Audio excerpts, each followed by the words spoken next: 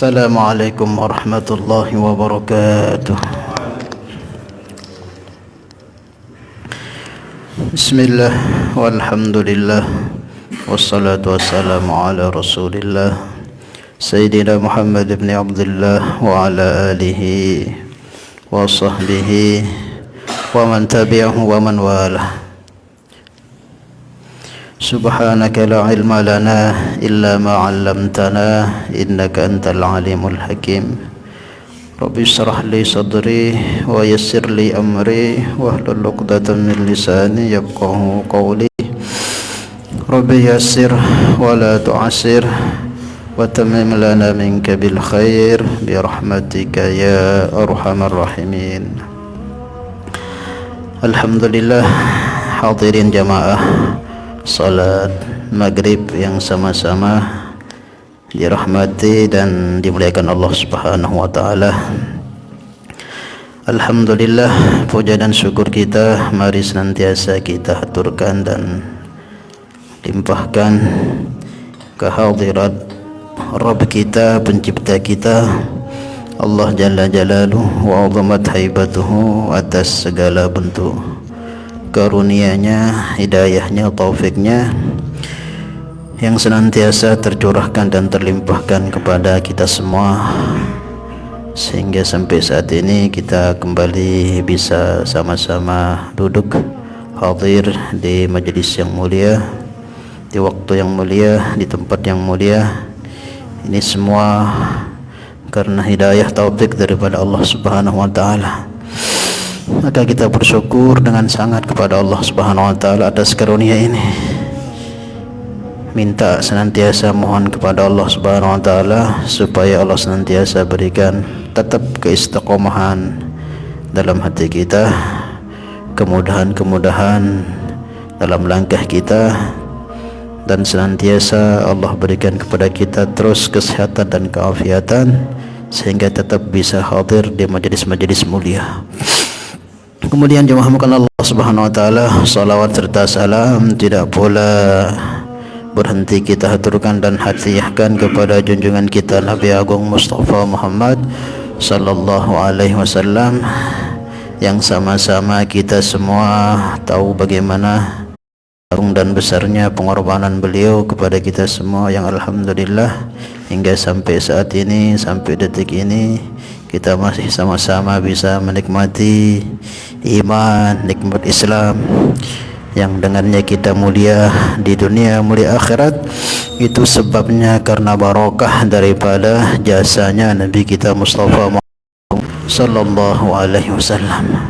Maka bagaimana tentunya tambah hari tambah rasa mahabbah cinta kasih kita kepada beliau, kemudian senantiasa usaha menghidupkan sunnah-sunnah beliau kapan saja, di mana saja, dalam keadaan apa saja.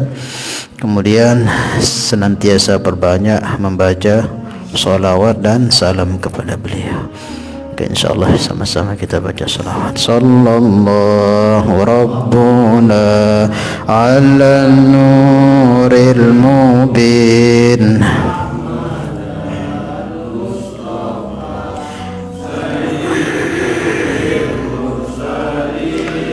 wa ala alihi wa sahbihi ajma'in wa ala alihi wa sahbihi.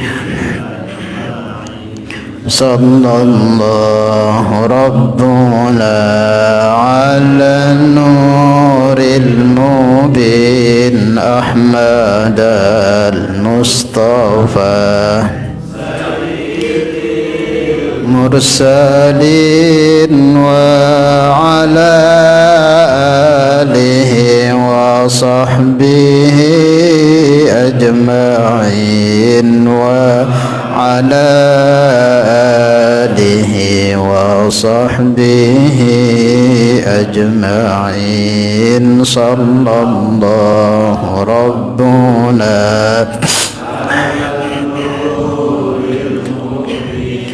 أحمد المصطفى سيد المرسلين وعلى آله صحبه أجمعين وعلى آله وصحبه أجمعين. Bismillahirrahmanirrahim. Ila hadratin nabiyina al-Mustafa Sayyidina Rasulillah sallallahu alaihi wasallam wa ala alihi wa azwajihi wa dhurriyyati sahabati wa atba'ihi wa ila hadrati jami' ikhwanihi min al-anbiya wal mursalin wa syuhada'i was salihin awliya'il muqarrabin ulama'il amilin wal musannifin wa jami'il malaikatil muqarrabin wa khususan ila hadratis syekh Al-Imam Ahmad Ibn Atta'illah Sakandari radhiyallahu ta'ala anhu. Syaulillahi lahumul Fatihah. A'udzu billahi minasyaitonir rajim. Bismillahirrahmanirrahim. Alhamdulillahi rabbil alamin. Iyyaka na'budu wa iyyaka nasta'in. Shiratal ladzina an'amta 'alaihim ghairil dhalin. Waalaikumsalam. Kemudian mari sama-sama kita baca lagi suratul Fatihah. Kita khususkan niatkan untuk kita semua pada hadirin dan segenap umat yang mulia baginda Mustafa Muhammad SAW secara umumnya. Mudah-mudahan senantiasa kita diberikan kesehatan, keafiatan, keistiqamahan oleh Allah Subhanahu wa taala dalam taat kepadanya, senantiasa diberikan kemudahan atas segala bentuk urusan-urusan kita baik dunia ataupun akhirat kita. Senantiasa Allah Subhanahu wa taala berikan kepada kita umur yang panjang yang diisi dalam ketaatan kepada Allah Subhanahu wa taala. Diberkahi umur kita, rezeki kita, anak turun kita diberi anak turun saleh salehah, kemudian mati dalam keadaan husnul khatimah. Ala hadhihi niyyah wa ala kulli niyatin salihah al-jami' lil khairi dunya wal akhirah wa ila hadratin nabi sallallahu alaihi wasallam. Al-Fatihah. A'udzu billahi minasyaitonir rajim. Bismillahirrahmanirrahim. Alhamdulillahi rabbil alamin. Arrahmanir rahim. Maliki yaumiddin. Iyyaka na'budu wa iyyaka nasta'in. Ihdinas siratal mustaqim. Siratal ladzina an'amta 'alaihim ghairil maghdubi 'alaihim waladdallin. Amin. Insyaallah ada yang bawa kitab dibaca.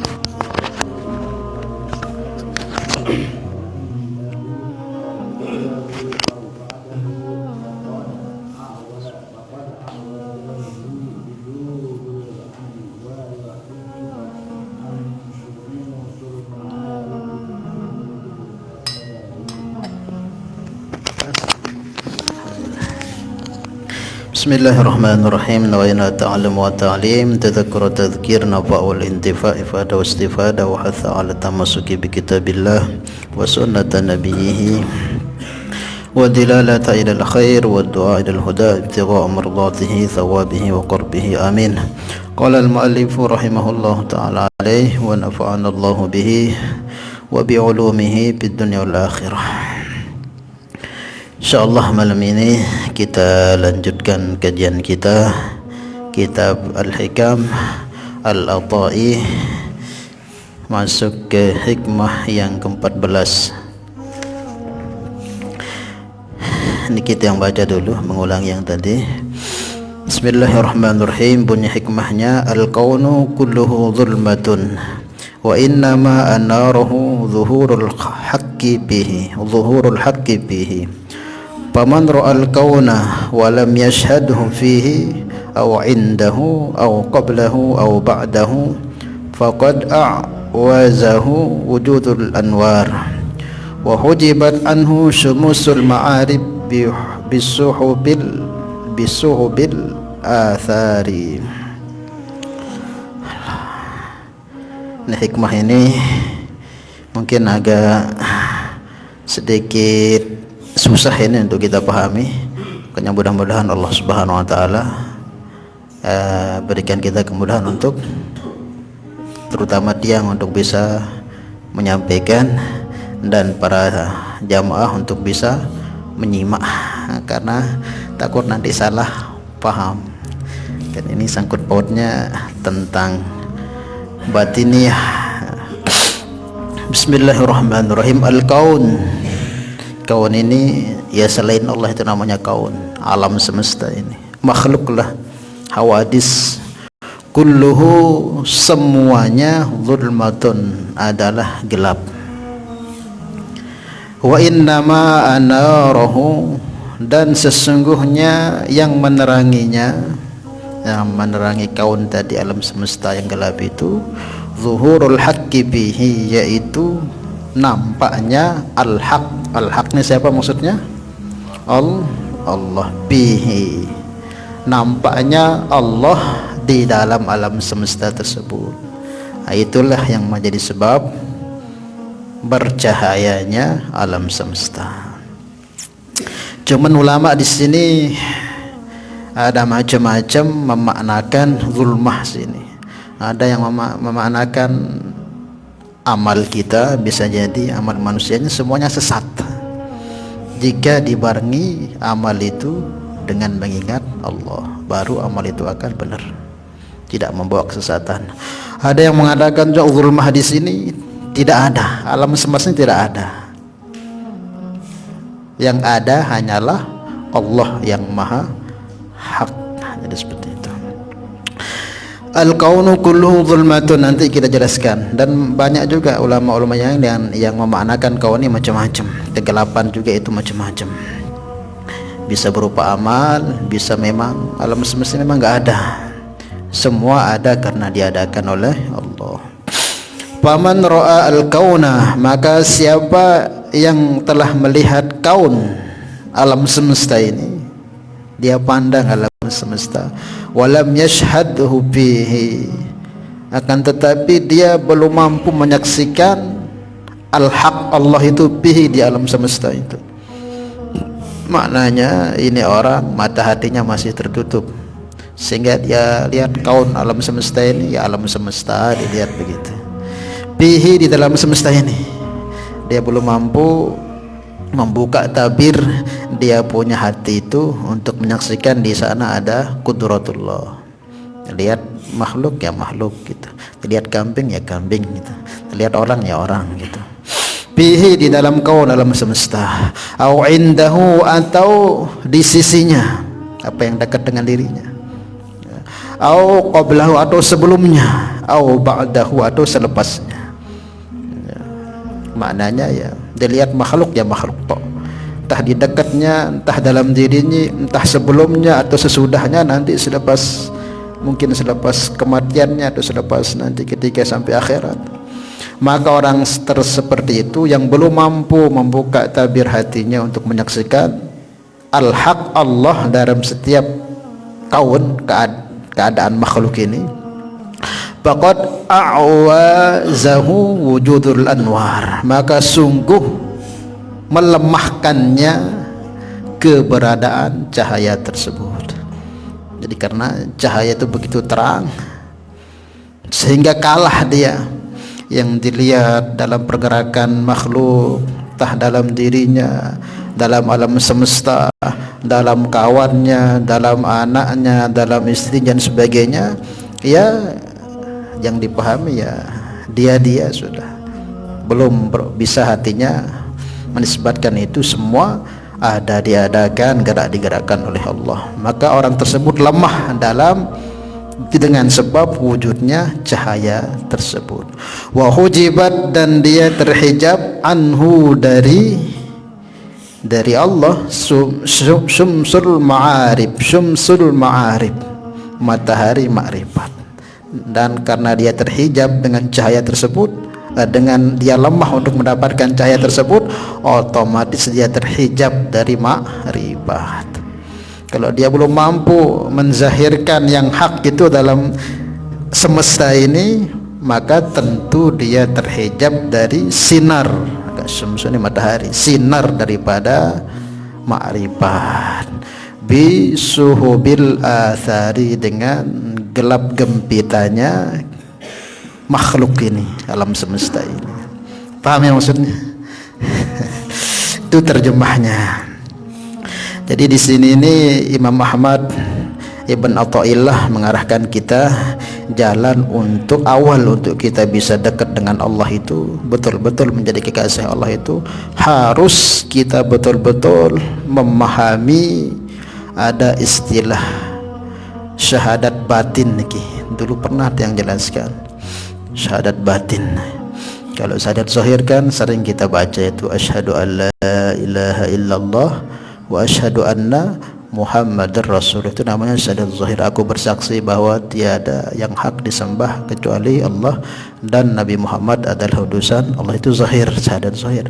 Ada namanya syahadat batin. Apa itu syahadat batin? Ada yang tahu? La mawjuda illallah, yang ada hanyalah Allah, yang sebenarnya yang hak ada itu adalah Allah. Kita alam semesta semua hakikatnya tidak ada. Yang ada hakiki yang sesungguhnya dalam hati kita ini, berpahaman yang ada hakiki, yang wajibul wujud, yang adanya tanpa pernah tidak ada, tanpa dilahirkan, tanpa diciptakan, tanpa diwujudkan, dia ada sendirinya, hanyalah Allah.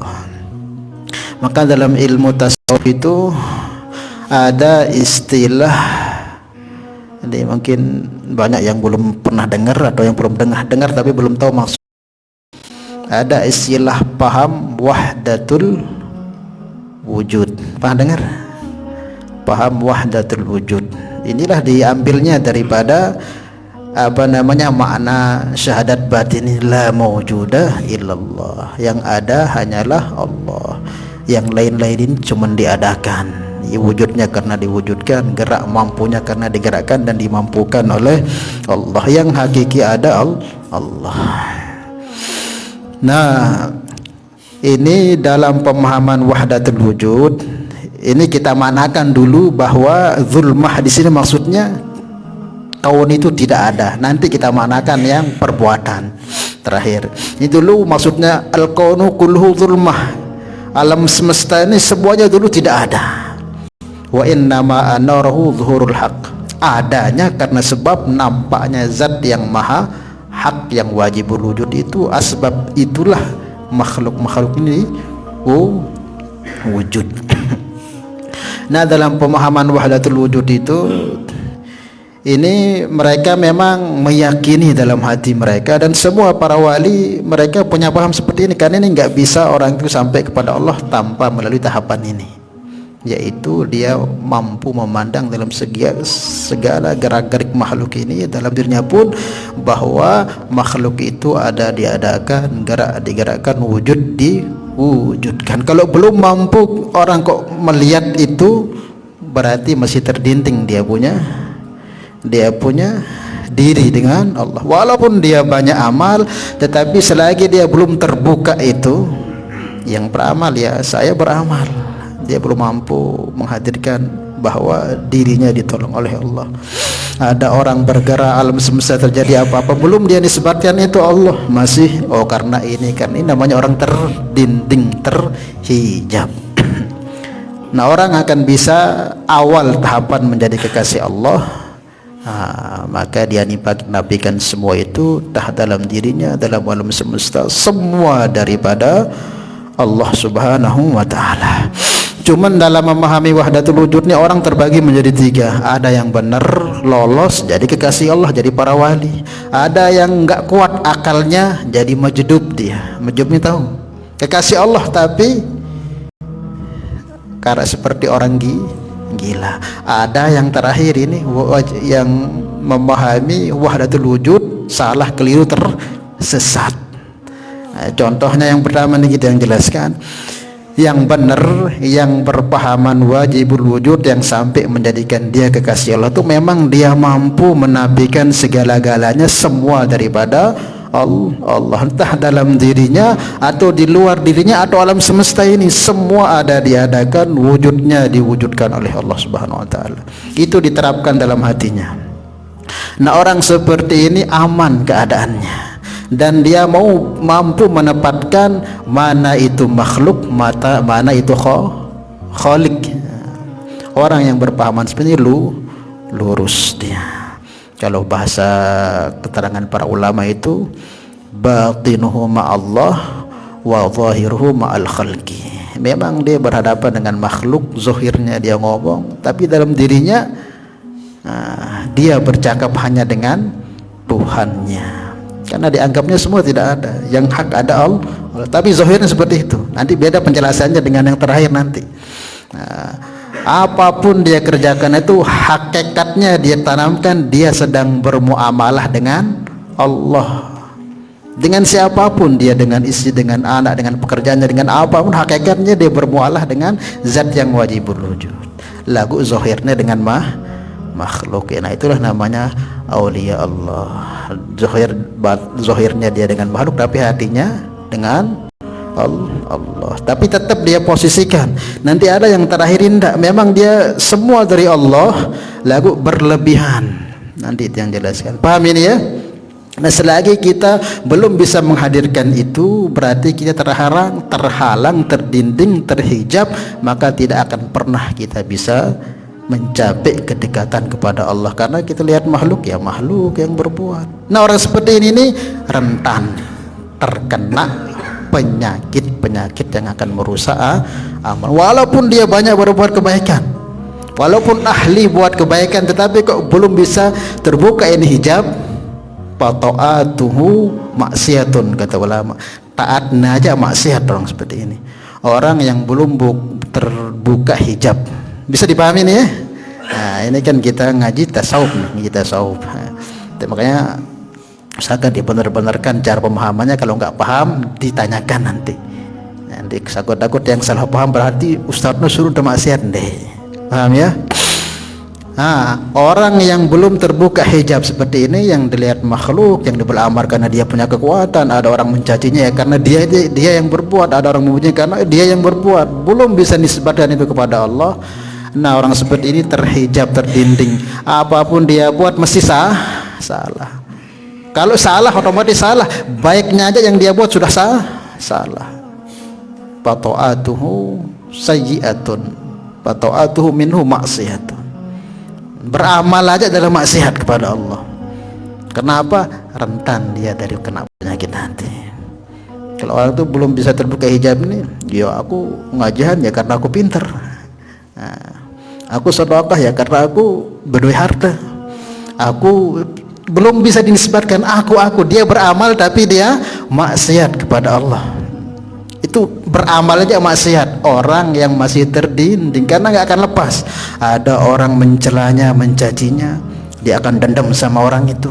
Kan penyakit hati itu. Bahkan dia akan zolimi, dia akan sakiti. Itu kalau orang belum mampu menghadirkan itu, bahwa itu orang begitu karena digerakkan oleh Allah. Jadi muamalahnya bukan ke orang itu, tapi kepada Allah. Oh, berarti aku disuruh perbaiki diri, teguran dari Allah ini, karena dia tidak bisa apa-apa, dia digerakkan oleh Allah untuk menegurku, sehingga dia nggak ada dendam apa dengan orang itu salah. Tapi kalau enggak, ya ante bareh ante jadi seperti itu. Paham ini maksudnya ya? Bisa dipahami ya. Fata'atuhu sayyi'atun, orang yang belum terbuka hijab, yang dipandang makhluk tuh yang berbuat, nah rentan hatinya ini.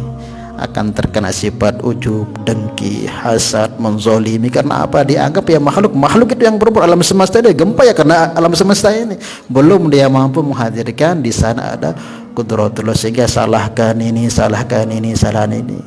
Tidak ada niat untuk perbaiki amal, jadi seperti itu. Apalagi maksiatnya, orang seperti hijab itu maksiat, jelas maksiat. Ini taatnya aja sudah maksiat karena dia menafikan di sana Allah. Paham ini ya? Paham Pak Joni?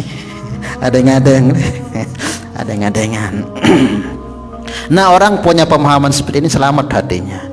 Mau dipuji, mau dicela, mau di apa saja enggak terpengaruh karena dia tidak ada sangkut paut dengan ini makhluk, karena dia sudah dengan Allah ya. Paham ya? Kalau ada orang memuji dia, oh berarti Allah gerakkan dia untuk memuji dia, berarti saya diperintahkan untuk jangan sombong dengan pujian-pujian tersebut. Ada orang mencelanya, dia tidak akan marah dengan itu, berarti ini Allah perintahkan saya sabar. Kalau nggak gitu ya kita salahkan dia, bahkan kita mau tendang dia, ngolok-ngoloknya seperti itu. Paham ya? Nah, orang yang mampu menghadirkan itu selamat dia.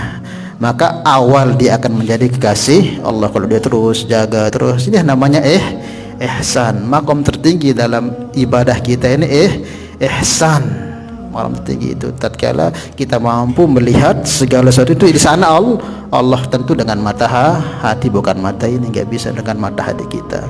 Kita lihat orang di sana ada qudratullah yang menggerakkan dia. Kita lihat apa? Nah, orang seperti ini nih otomatis apapun dilihat yang diingatnya Allah. Ya itulah namanya kekasih Allah, para wali Allah. Nah, ada orang ini diberikan ini oleh Allah, dibukakan namanya makom seperti ini nih, ngelihat apa aja itu lihat ingat Allah, tapi dia nikmati, dia terus nikmati sehingga akalnya itu error. Maka itulah namanya wali majd, dia kekasih Allah. Tapi karena sudah dinikmati itu gerakannya, apa dia dipahami itu semua dari Allah, apa dia terus berjalan, kadang sampai meninggalkan sholat karena akalnya sudah ditarik oleh Allah. Tapi dia kekasih Allah. Hanya enggak wali-wali majdub, Tuan Guru Ahmad Retetet contohnya tuh, dengan sembahyang dia begendang di masjid sampai dengan selesai sembahyang masih. Lalu sepakat orang katakan beliau wali. Ada enggak mengatakan beliau enggak wali? Semua orang katakan beliau wali. Kadang beliau enggak sembahyang. Karena kenapa? Akalnya itu sudah ditarik oleh Allah. Maka namanya wali majdub seperti Bahlul itu. Bahlul itu makan sama anjing. Kita anjing aja najis dia makan sama anjing, tapi terkenal beliau wali. Cuman kita enggak boleh berguru sama seperti itu. Guru tersesat, pasti tersesat kita.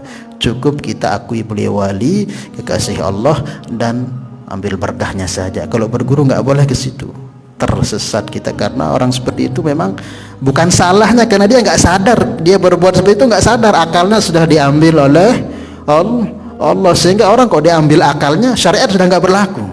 Sama sholat ini wajib, apapun keadaan kita, sakit apapun wajib sholat selagi akal masih normal. Dek tebau nganjang tokol, dek tebau tokol berbaring, selagi akal itu masih normal wajib sholat. Nah, orang majdub ini akalnya sudah diambil oleh Allah, maka dia meninggalkan syariat itu sudah ndak sudah.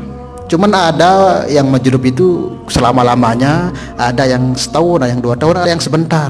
Nah, bagi wali yang beneran ya dia kodok itu. Tanya di saat itu dia ingatnya hanya Allah.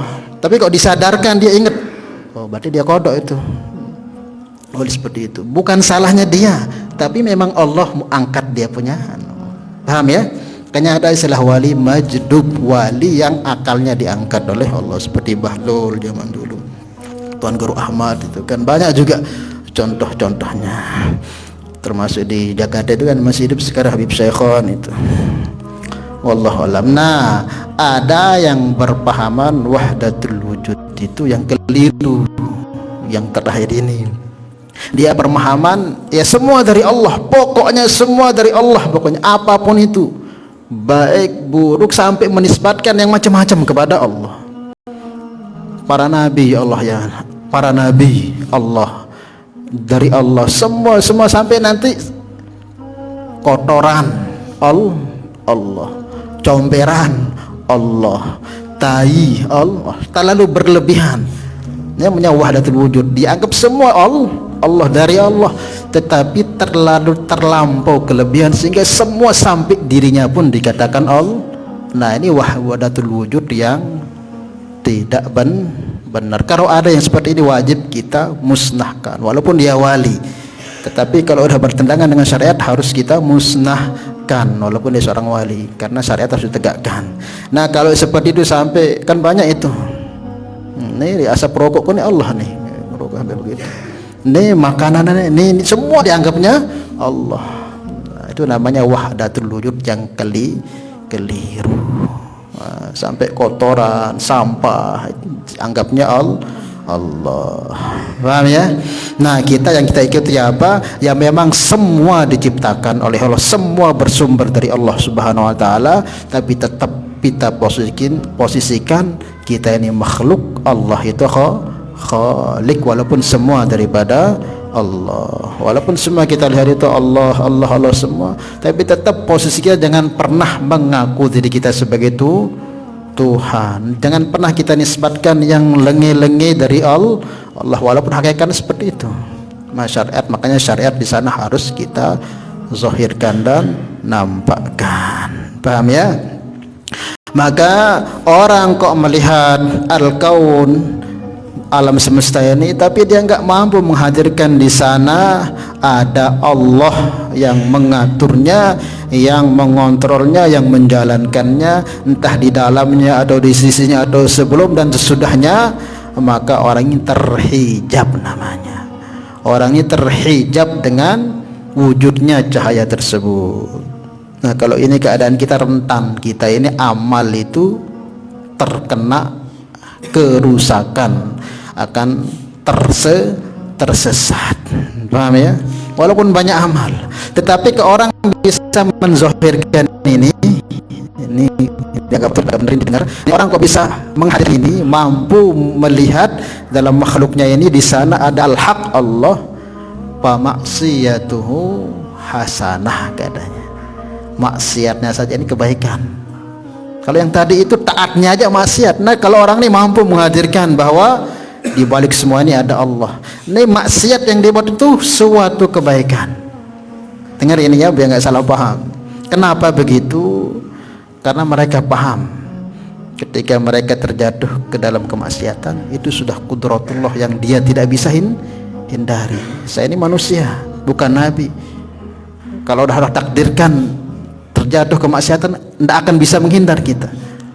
Kemudian di saat itu dia tanamkan akan kelemahan dirinya. Bagaimanapun aku mampu meninggalkan maksiat, tapi kalau Allah sudah takdirkan aku jatuh ke maksiat, nggak akan bisa. Dia nampakkan kelemahan. Ini orang semakin dekat dengan Allah jadinya, semakin ingat dia Allah. Maksiatnya aja tambah dekat dia dengan Allah, sehingga dia cepat taubat dan beristighfar. Nah, orang kok yang muka syabah ini, yang terbuka hijabnya itu, walaupun mungkin terjatuh ke dalam maksiat, itu dia pahala, dia semakin dekat dengan Allah. Makanya ada istilah innallaha yuhibbut tawwab. Orang yang taubat gimana? Orang yang taubat yang seperti ini modelnya ini. Dia jatuh kemaksiatan, dia pahami akan kelemahan, ketidakmampuan, kehindaannya untuk menghindari kemaksiatan kalau sudah itu ditakdirkan oleh Allah. Nah, orang seperti ini jadi kesalahan. Wa ulaika yubaddilhum sayiatuhum hasanat. Mereka itulah keburukan mereka itu Allah ganti dengan kebaikan. Kita dulu sering yang jelaskan, banyak setengah isi surga itu diisi oleh orang-orang ahli maksiat kemudian bertobat. Kemudian setengah isi neraka itu diisi orang-orang taat tapi sombong seperti itu. Taat, ragu, bangga diri, meremehkan orang. Ini taat kita ini membawa ke neraka. Dosa istigawe lagu dosa dan bikin kita hina, rendah, ketidakmampuan kita atas itu semakin dekat dengan Allah. Nah, ini Allah senang masuk ke surga. Paham ya? Nah, makanya jangan salah paham, berarti maksiat doang gua jadiin. Jangan. Paham ya? Jadi orang yang mampu muka syafah bisa menghadirkan Allah dalam sebagai ketika dia jatuh maksiat pun dia sadar aku ini gak bisa, walaupun aku usaha nahan diri untuk tidak jatuh ke maksiat, tetapi kalau sudah takdirkan tidak bisa apa-apa, maka dia tampakkan kehinaan dirinya, kelemahan diri, dia istighfar, nunduk kepada Allah. Nah, ini bernilai tinggi di hadapan Allah ketimbang taat tapi sombong, meremehkan orang, seorang paling soleh, paling alim, paling pintar. Ini iblis. Iblis. Nabi Adam ketika salah, Rabbana zalamna anfusana wa illam taghfir lana. Kalau iblis salah, ana khairum min. Maka dila'natu inna alaika la'nata ila yaumiddin. Makanya penting, maka sedikit-sedikit itu kita usahakan buka hijab-hijab di hati kita ini, buka dia supaya kita ini tidak mudah kena penyakit-penyakit seperti itu. Dia itu rengketan, ini rengket, mana rengket ini orang. Salah ya. Kemudian wa hujibat anhu sumusul ma'arif, maka orang yang terhalang daripada itu, maksudnya tidak bisa memandang kudratullah di situ itu, maka dia terhijab dengan nur-nur makrifat, dengan sebab karena memandang gelap-gelap gempitanya makhluk. Lihat makhluk tak dilihat itu, ini karena ini, ini karena ini, ini karena ini orang seperti ini orang terhijab, orang terhijab, tertutup mata hatinya, susah untuk baik hatinya, susah untuk menjadi kekasih Allah, karena sedikit-sedikit mesti yang disalahkan orang-orang di sekelilingnya, disilahkan alam semesta. Orang seperti ini tidak cocok jadi hamba Allah. Yang jadi hamba Allah itu orang yang senantiasa apapun itu dia salahkan dirinya. Rabbana zalamna anfusana, Nabi Adam. Nabi ketika dakwah ke Taif itu dilempari, Nabi itu datang Jibril ini asku do'pa kuwati, disalahkan di dirinya. Itu sifatnya hamba, bukan karena ini kok lemparin orang Taif. Enggak. Kapan itu diangkat jadi kekasih Allah? Tatkala apapun yang terjadi, orang itu pertama yang disalahkan dirinya. Diangkatlah dia oleh menjadi kekasih Allah Subhanahu wa ta'ala. Insyaallah ya. Nah, maka ulama gimana caranya Ustaz supaya kita bisa dibukakan sedikit-sedikit daripada pintu-pintu seperti itu. Yang pertama katanya, hendaklah kita kurangi terlalu sibuk dalam urusan keduniaan, bukan ditinggalkan, dikurangi. Kalau udah sibuknya pokoknya siang malam itu tuh ndak ada salah jadinya untuk masuknya itu, kan pol engke tertolong apa-apa di dalam. Jadi dia paham terus, berarti dia berusaha, tetap berusaha. Makanya caranya gimana? Waktu ngaji, waktu sembahyang, itulah usaha. Dan dengan ngaji, dengan semadi sebang pokoknya. Ini nanti tidak ada sempat dia masuk itu nur itu penuh soal ronggarin seketet, beda bau tama. Ya, insya Allah itu terus nanti bercahaya. Kurangi, bukan dihilangkan. Kalau dihilangkan kita nggak bisa di dunia ini. Kita bukuh makan, kita punya anis, tetap berusaha. Tapi waktu-waktu terisi hati ini, kan hati ini akan bercahaya dengan seperti inilah zikir, dengan ngaji ini.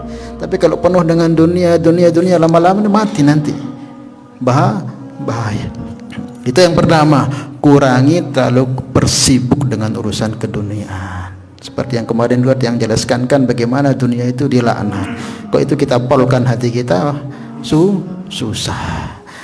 Kemudian yang kedua, hendaklah perbanyak zikir dan tafakur. Sibukkan jadi dengan waktu-waktu luang itu kita banyak zikir, gunakan waktu zikir, baca sholawat, isi waktu-waktu kosong itu. Jangan dikosongkan. Kalau dikosongkan hati ini ya setan terus. Tapi kalau dizikirkan tuh bersih terus. Karena setiap hati kita ini dia punya penyakit, dia punya kotoran. Likulli shay'in thiqala, setiap sesuatu itu punya pembersih. Nah, pembersih hati kita ini zikrullah. Dengan zikir apapun bentuknya, zikir itu membersihkan hati. Yang paling afdal tapi qaulu la ilaha illallah. Itu banyak-banyak zikir, biar-biar teman, sambil mancing, sambil sholawat begitu. Kemudian tafakur, dan cukup zikir tafakur juga, harus muhasabah diri. muhasabi diri umurku wah pira persiapanku, pira wah bekal jago siapkan, pira wah anak-anakku, pira wah harta wah ku impakkan jago fisabilillah untuk bekalku. Itu tafakur. Pira ini tafakur ini akan membawa, seperti penjelasan dulu itu juga akan membawa kita untuk selalu muhasabati, menjaga kekurangan-kekurangan kita, entah dalam hal apa yang kaitan dengan diri kita, dengan keluarga kita, entah kaitan dengan Allah Subhanahu wa taala. Perbanyak zikir dan tafakur. Kemudian yang terakhir, banyak-banyak suhbatus sholihin, berkawan dengan orang-orang soleh. Enggak wah, 3 perkara nih. Karena berkawan dengan orang soleh itu dia punya faedah sendiri untuk selamat kita punya hati. Karena dari kaul-kaulnya itu nur yang akan bisa memberikan cahaya di hati kita itu untuk enggak terlalu terlena dengan keadaan dunia. Lagu lamun terjauh leman orang seperti itu tidak tahu dengan apa-apa. Jadi nenara warna di warna hati ini seperti ini caranya. Kalau watnya zahir itu ya ke dokter. Nah waktunya hati kita ini kok dia berat ngamal agama, kok masih cepat, masih gini, masih ini. Udah datang ke ulama, para soleh untuk berobat. Paham ya? Yang pertama tadi apa? Nah, untuk supaya diberikan mukasabah itu sedikit oleh Allah. Yang pertama, kurangi terlalu berlebihan sehingga tidak ada rongga di hati kita ini untuk bisa masuknya cahaya nur itu saking penuhnya siang malam sampai tengimpi-ngimpi dunia. Oh ini susah Bang. Susah. Kurangi. Nah, makanya caranya gimana? Seperti ini sudah di mana ada pengajian hadiri.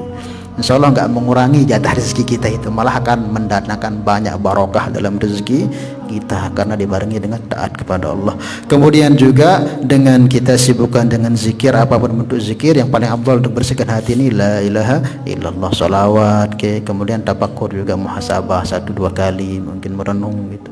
Biasanya seorang bapak itu malam-malam tuh anaknya tidur dia bangun sambil ngerokok sambil kopi, itu mikir masa depan itu bapak itu. Nah, seperti itu duduk enggak apa-apa, pandang saninatan ya Allah ya luwe hak-hakna dek man tunaikan anak dan masing nah, sehingga kita ingin apakah nih bonda jadi bekal kuning sanina anak nih, sehingga kita arahkan kita terenyuh hati kita kan. Itu terenyuh hati itu sudah senang Allah dengan hati-hati yang seperti itu. Mungkasara qulubil ana inda mungkasarati qulub, aku senang, aku bersama orang-orang yang pecah hatinya karena aku. Kemudian yang terakhir, banyak berkawan dengan para ulama, para orang-orang soleh, karena setiap kalamnya itu akan memasukkan nur di dalam hati kita. Wallahu a'lam bishawab. Paham ya? Ya mungkin kurang lebihnya seperti itu. Mungkin ada yang ditanyakan, silahkan insyaallah. Iya. Apa yang menyebabkan terjadinya karena dosa-dosa kita, karena kelalaian kita. Sebenarnya Allah itu enggak ada yang mampu menghijab Allah. Allah itu enggak terhijab. Yang menghijab itu diri kita sendiri kepada Allah. Hati ini kan ibarat cermin. Lamun dapat cermin berkaca nih, cermin ini udah bersih, ini diseri iri tabel kerepok itu mungkin gandeng jadi lengi. Yuk makan ngene ruangku. Bukan salah cerminnya, kamu nggak pernah bersihkan cerminnya. Nah kita ini kan bukan Allah itu terhijab, enggak, itu hijab diri itu Allah Ta'ala si luwe kelalaian ganjar dosa itu, sehingga apa, mau kebaikan itu berat, mau buat kebaikan itu berat. Nah karena apa? Hijab itu. Maka caranya gimana tadi? Seperti itu caranya. Nah, jangan pernah katakan Allah menghijab diri, enggak, kita sendiri yang menghijab diri kita untuk dekat dengan Allah karena sebab tumpukan kesalahan dosa dan kelalaian yang kita buat. Maka caranya seperti itu tadi. Nah, insyaallah ya. Ya, ada lagi? Ya.